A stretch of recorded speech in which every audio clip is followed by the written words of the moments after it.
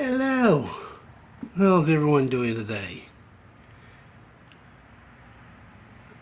We we gotta address this again. Let's just get into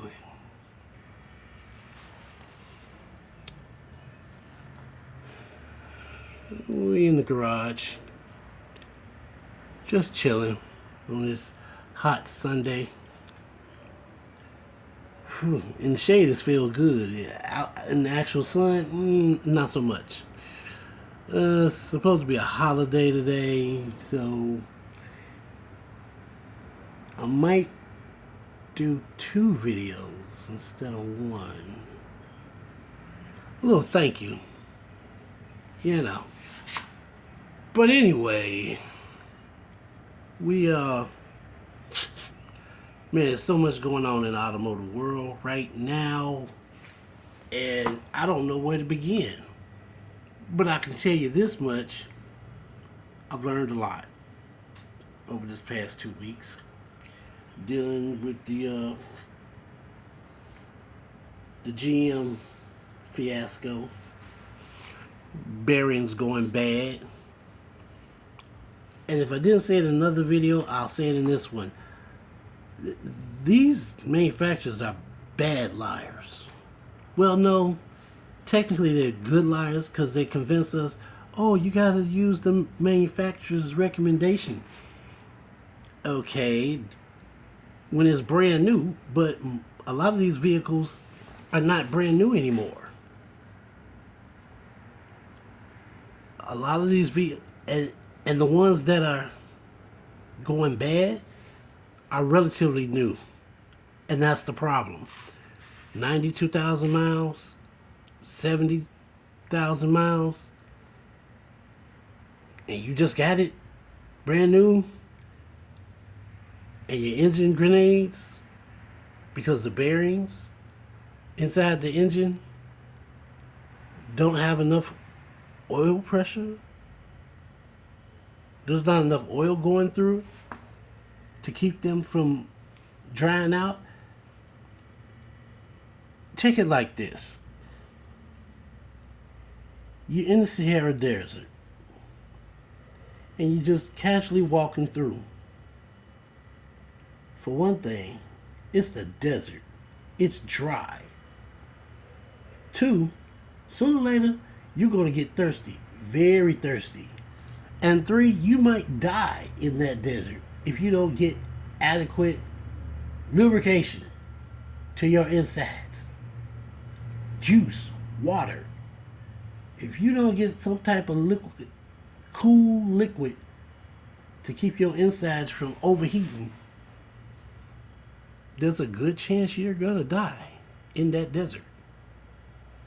So what made these people think that the same thing wouldn't happen to a car engine? It's heat. That's what happens when you have an explosion of any kind. There is a dispersion of heat after the explosion. So in the combustible engine, you have all these bearings. You have main bearings. You have rocker arm bearings. You have camshaft bearings. You even have bearings inside the turbocharger that everybody wants to throw onto a vehicle. We're going to shrink the size of the motor so we can save weight, but we still need fuel economy, and it's not producing enough power. So we're just going to go ahead and add a turbocharger. But you can still use the same oil. It's fine. It'll work. It'll work. Not so much. Based on personal experience, other people that I've encountered, no. After so many miles, the bearings get scratched.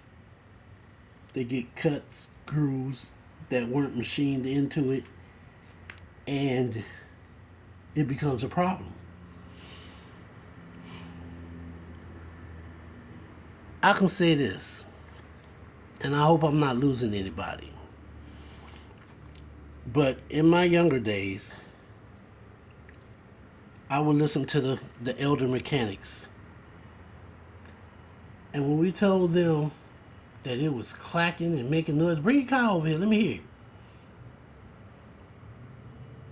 So what's been going on with it? Now at the same time you telling them what's going on with it, they walking around the engine, listening to it. Go in there, give it a little gas real quick. And then the next thing out of their mouth is put a thicker oil in there.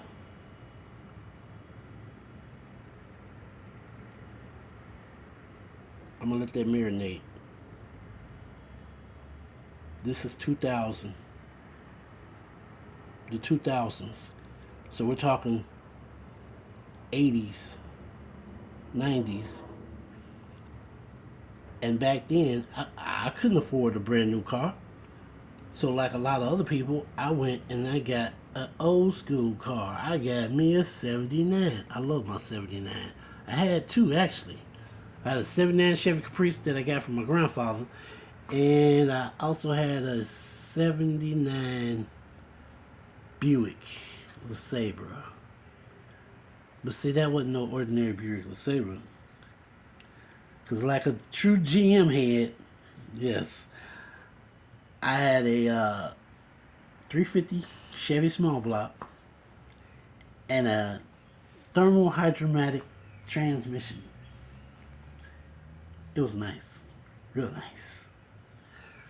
But anyway, so taking these cars to the mechanic is loud, it's tapping, it's doing things unnatural.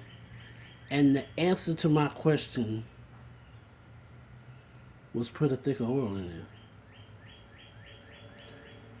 And the manufacturers seem to have forgotten that. They forgot when oil companies were making all these multi-grade oils.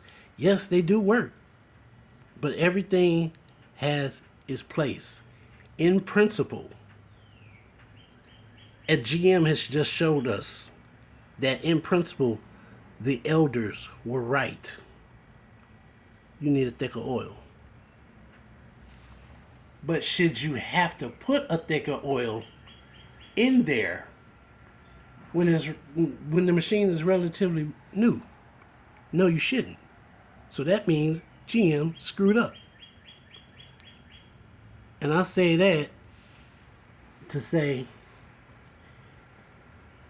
if your mechanic is telling you to put a thicker oil in there, if you running a 520 and he say you need a 540, try it. Just go with it. Because we've seen what GM has done and nobody wants to go through that. That's no. But the manufacturer, but the recommendation from the manufacturer says that we should no. The thing is that I want to express in this moment is that even though they built and designed the vehicle, once it gets out on the road, your mechanics are seeing these vehicles almost every day. They see the changes over time that happens with running these vehicles, with the oil shearing out of grade. You start off with a 530, and before your next oil change, you got a 520. You got plenty of oil in that in the engine, but you still got this tapping noise. Over time, parts wear out. And with the newer engines, and this circles back to what I was talking about, the elders. With the newer engines, every adaptation they make, every new part that they come up with requires oil pressure. And if your oil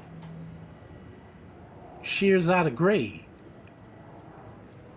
then there's no way. You cannot convince me that it's going to have the same oil pressure.